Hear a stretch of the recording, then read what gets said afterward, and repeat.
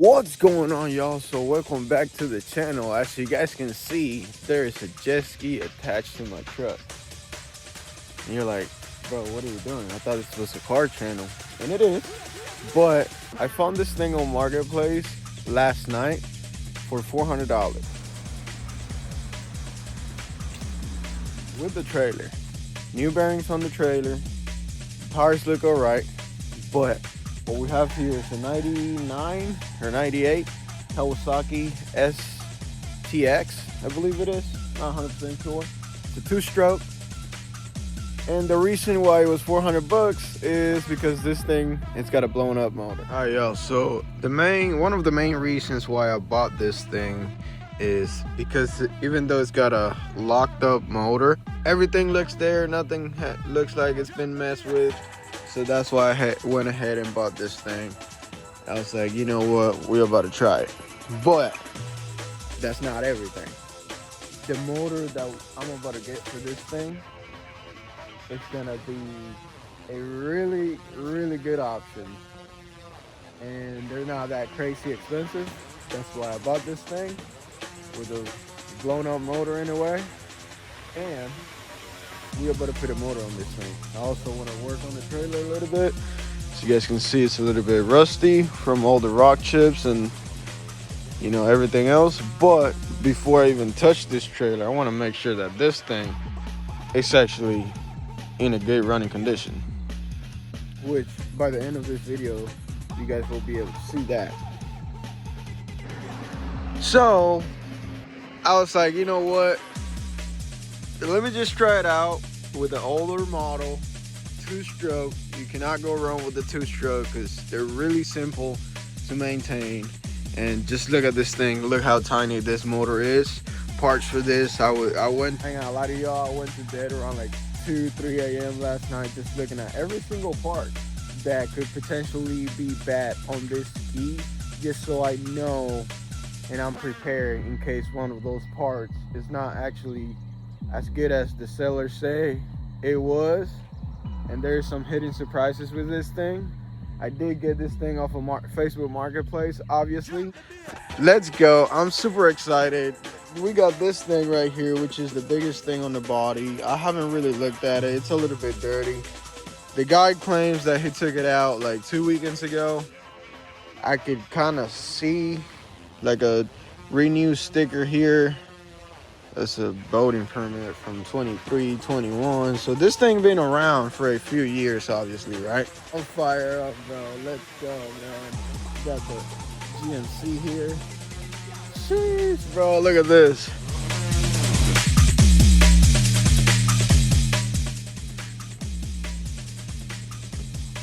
Yeah, she's gone. Actually, the other piston looks good. Looks like this first piston here just, yeah. I ain't no saving that. Alright, yo, so as you guys saw on that bore scope test, this piston is completely gone. This one is actually fine. And then I'm taking this thing apart and I'm like, man, I wonder what caused that. So, obviously a two-stroke motor, so you gotta mix the oil with the gas. Well, check it out. Piston 1 has independent carburetors, right? So piston number 1, this hose was not hooked up, and as you guys can see, it's been on that water that you guys see down there. And as you guys can see, it's kind of blue from all the oil. So this hose goes right, I'm guessing it goes right in there. I'm guessing it goes right in there next to the other blue hose. And this was never hooked up, causing this motor to go. Somebody did not hook up, or this thing came undone, causing this motor to lock up there. But there's a lot of oil on the bottom side, and I was like, why is there a lot of oil down there? Why is there a lot of oil on the motor too? Then so that sucks. I mean, that doesn't change nothing, but now I know what caused this motor to actually lock up. I just gotta make sure that that doesn't happen to me, because that would really suck. This is a clip from the future, and in fact, it did happen to me. Fuck! Anyways, we're about to get this thing out of here. Alright, you guys can see a little bit better on how nasty this thing is. Alright, I got this thing somewhat cleaned up. And if you guys remember how this thing looked, but that's as good as it's gonna get for right now. Well, boys, we just got us a built motor for the ski. Sheesh, boy. Yo, guys, that thing says 100 millimeters.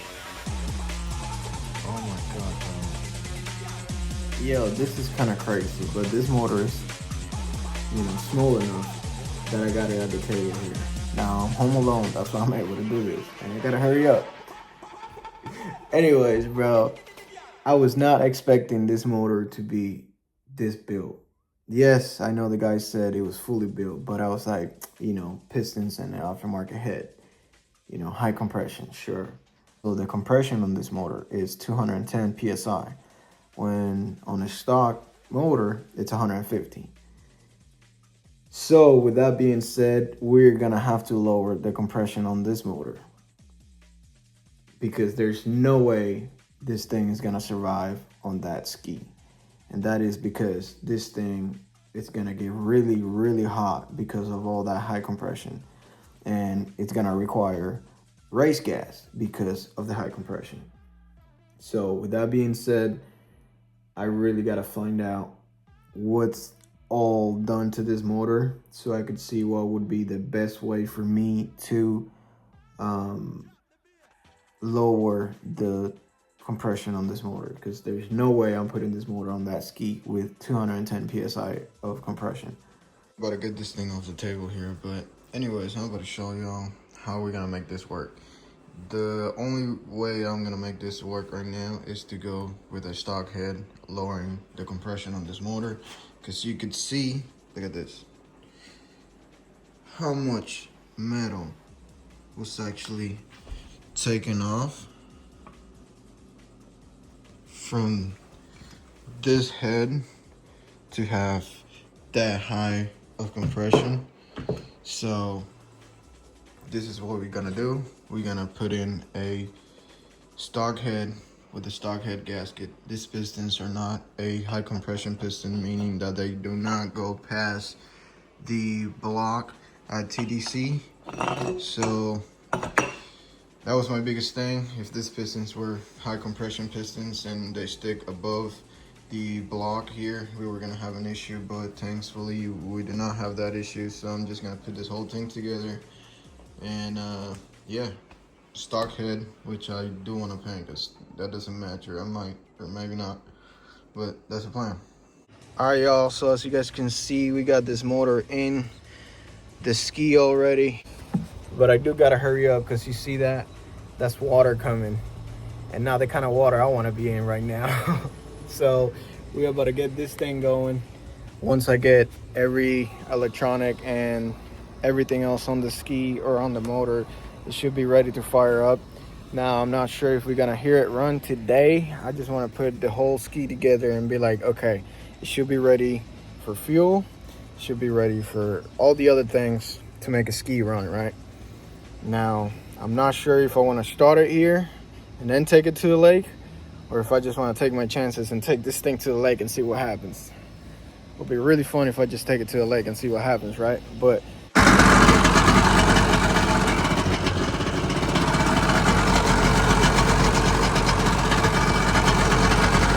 let's go, baby! Give me the fucking water with this thing, bro! God! Sheesh!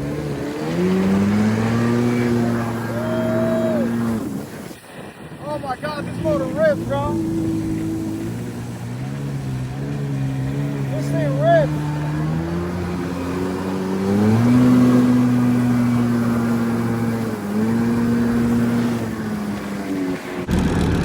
Oh my God, man.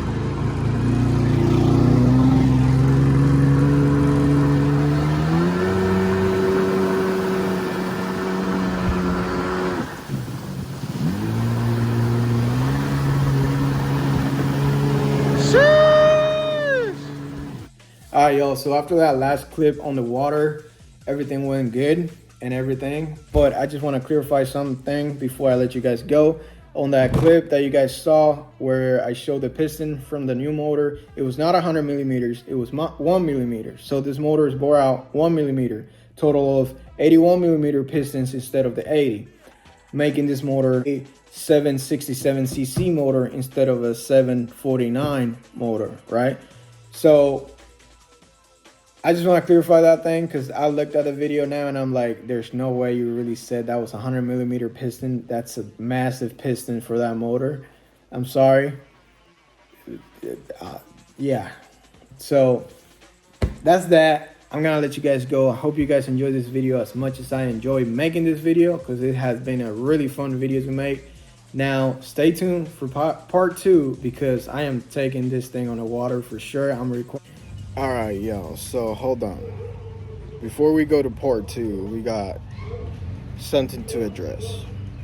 I had an engine failure with this ski when I was out. No videos, nothing. There's nothing I can show you guys besides the repair. So, and I did not record a lot of the repair because I was busy doing other things. I didn't really want to record and just make the part 2 of fixing the ski and then part 3 of actually having fun. I said part 2 is going to be just having fun with the ski. I'm keeping my word on that. So before you guys go see part 2, just know that the next couple of clips that you guys are about to see happened before I took this thing out to the water again, obviously, right? All right, y'all, so this is actually the damage here. This is the damage to the piston, and then there's some on this side. This is actually how the motor looks on the inside, which is really good. And then here's how I got this thing to look. So you guys can see there's those lines where this big one was. You can no longer see. Let me see. Yeah, it was right there. You can no longer see where the small stuff were at. So I'm waiting for a piston. You can see all the way down there. I try to touch it and I can't really grab it with my fingernail. I'm waiting on the piston so I can put a piston on this thing. There's no reason to replace this one. So you guys can see that piston is really good. So I'm just waiting on the piston to get here so I can put the piston back on and replace the gaskets and put the block back onto the bottom end of the motor and then put the head on it and actually go again. And this time we are gonna be deleting this pump. This is the pump that's in charge of lubricating this motor. So we're just gonna go straight to a premix stuff because I do not want to do this again. This motor, you guys can see here the amount of work that this block had. Look, all that stuff is port and like polish anyway. All of that stuff, port and polish. I mean,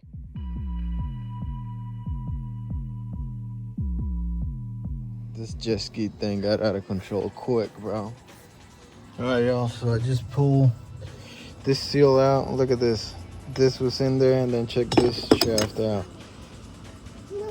This thing has seen better days, bro. Look at that. The seal, obviously blown. Good thing we got a part ski, bro. Man. I was on, dude. That is really bad. Look at that. Yeah. This is the shaft that's gonna go back in it with this seal. It's actually a used seal, but I'm gonna take my chances here. I pulled this off out of that ski over there, and now it's about to go into my ski over here.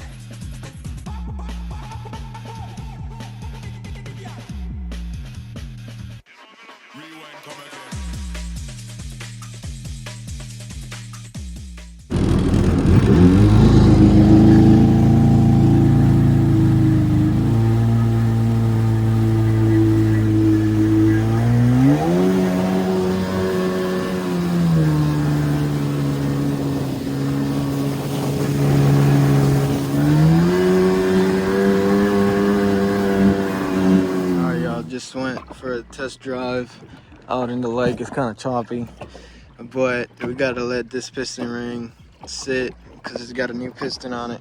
So I took it, drove it for like 30 minutes or so. Then I'm gonna let it sit now for a couple hours and probably come back here later on this afternoon, put it in the water again. But I don't see no water leaks. It used to leak really heavy. Like, it used to leak like a lot from where that seal is right there. I don't see no leaks from there anymore. So yeah, man, we just took this thing out. We're about to see. I'm about to take it home, take the spark plugs out, read spark plugs, because he was kind of misfiring when you go full throttle. But that might be because of the oil. I might went and put too much oil in it, which I didn't mind because I wanted this thing to be fully lubricated. Because you guys already know what happened last time I was out here at the lake with this thing. We got my brother backing up the trailer with a Suburban. There's not a backup here. Where you going?